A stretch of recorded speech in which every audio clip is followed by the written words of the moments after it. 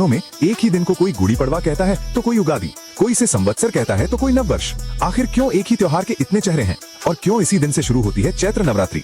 आज के इस वीडियो में हम इतिहास, कहानियों और उन स्वादिष्ट व्यंजनों के पीछे छिपे रहस्यों को खोलेंगे जिन्हें चखने के लिए हम साल भर इंतजार करते हैं। चलिए इस सफर की शुरुआत करते हैं। सबसे पहले बात करते हैं नामों की। महाराष्ट्र में इसे गुड़ी पड़वा कहा जाता है। गुड़ी का अर्थ है विजय पताका और पड़वा का मतलब है चंद्रमा के शुक्ल पक्ष का पहला दिन।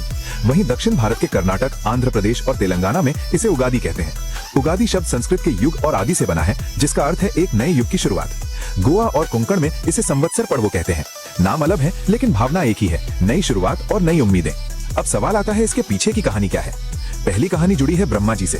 माना जाता है कि इसी दिन ब्रह्मा जी ने पूरी सृष्टि की रचना की थी, इसीलिए इसे सृष्टि का जन्मदिन भी कह सकते हैं। दूसरी कहानी छत्रपति शिवाजी महाराज से जुड़ी है, जिन्होंने विदेशी आक्रमणकारियों पर जीत हासिल की थी। उनके शौर्य के प्रतीक के रूप में गुड़ी फहराने की परंपरा आज भी महाराष्ट्र के हर घर में जीवित है। लेकिन इसे नववर्ष या नवरात्र क्यों कहा जाता है? दरअसल हिंदू कैलेंडर के अनुसार चैत्र महीने का पहला दिन ही साल की शुरुआत माना जाता है, इसीलिए ये हमारा असली भारतीय नववर्ष है। साथ ही इसी दिन से चैत्र नवरात्रि का आरंभ होता है। उत्तर भारत के लोग इसे नवरात्रि के रूप में मनाते हैं और 9 दिनों तक मां दुर्गा की उपासना करते हैं। यानी ये केवल एक दिन का त्योहार नहीं, बल्कि 9 दिनों की एक आध्यात्मिक यात्रा की शुरुआत है।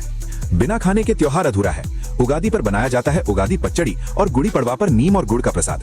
क्या आपको पता है कि उगादी पचड़ी में 6 अलग अलग स्वाद होते हैं? मीठा, खट्टा, कड़वा, तीखा, नमकीन और कसेला। ये हमें सिखाता है कि जीवन में सुख, दुख, गुस्सा और शांति हर भावना का स्वागत करना चाहिए। वहीं महाराष्ट्र में श्रीखंड, पूरी और पूरन पोली की मिठास त्योहार में 4 चांद लगा देती है। नीम और गुड़ का सेवन स्वास्थ्य के लिए भी वरदान माना जाता है, जो बदलते मौसम में हमारे शरीर की इम्यूनिटी बढ़ाता है। तो दोस्तों, चाहे आप गुड़ी फहराएं या पचड़ी का स्वाद लें, ये त्योहार हमें याद दिलाता है कि बुराई पर हमेशा अच्छाई की जीत होती है और हर अंत एक नई शुरुआत का मौका है।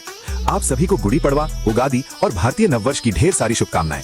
कमेंट में हमें बताएं कि आपके राज्य में इस दिन को क्या कहते हैं। अगर वीडियो पसंद आया हो तो लाइक, शेयर और सब्सक्राइब करना ना भूलें।